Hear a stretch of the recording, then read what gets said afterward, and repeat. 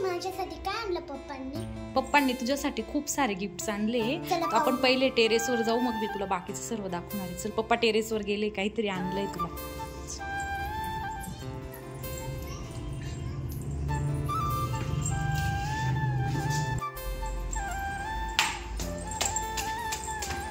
काय आणलं असेल सलोनी? काय वाटतं तुला? कशावरून बघत बरं? काय आणलं असेल? वाव, सलोनी तुला हीच पतंग पाहिजे होती ना? हे आपल्या टेरेस वरून व्ह्यू बघ, किती सुंदर दिसत.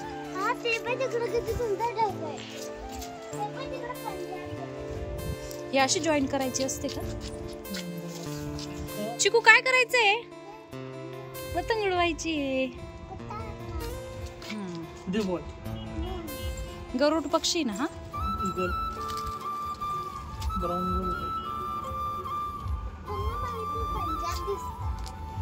काय दिसतंय इथून?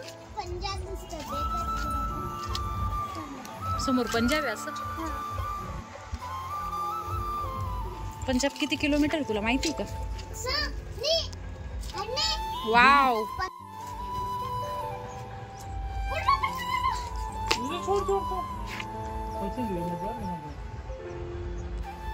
तो पक्षीच आहे एक प्रकारचा. ते पक्षी घाबरतीलच त्याला.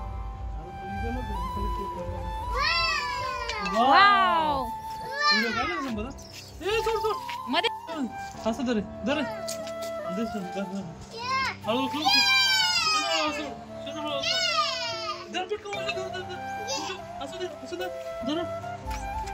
काहीच करू नको, फक्त असं धरून ठेव, बरोबर उडत.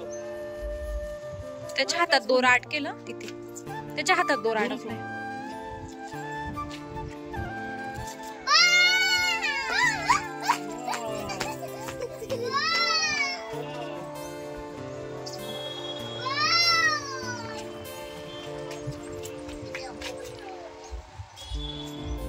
तो पक्षी जसा असा हे होतो ना, त्या टाइप मध्ये उडते ती.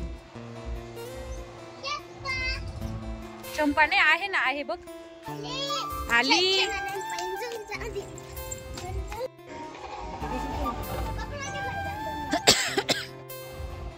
ओजू, यस.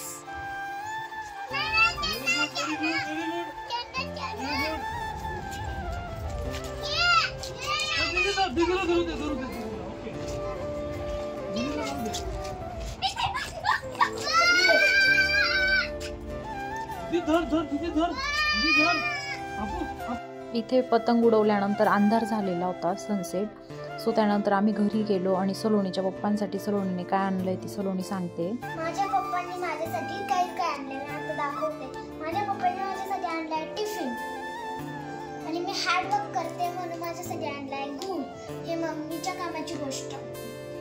हा आहे खजूर, किशमिश, हे पिस्ता आणि सगळ्यात म्हणजे फेमस आहे नाशिक मधली जसा का भत्ता. आणि अजून काय आणलं? अजून 2 बॉटल्स. एक कोणासाठी? एक ही वाली हाय माझ्या म्हणजे माझ्यासाठी आणि ही वाली माझ्या भावासाठी. मी ही वाली माझी आणि ही माझ्या भावासाठी. ओके, आता तू जास्त हार्ड वर्क करशील का? पप्पांनी एवढं तुला सगळं आणलंय खाण्यासाठी तर. ठीक आहे, मग आता क्लासला जाशील का तू, डान्स क्लासला? ठीक आहे, चल. अशा पद्धतीने आम्ही पतंगीचा दिवसभर एन्जॉय केला. तर आमच्या चॅनलला लाईक करा, शेअर करा आणि असेच नवनवीन व्हिडिओ बघण्यासाठी चॅनलला नक्की सबस्क्राईब करा. Bye bye.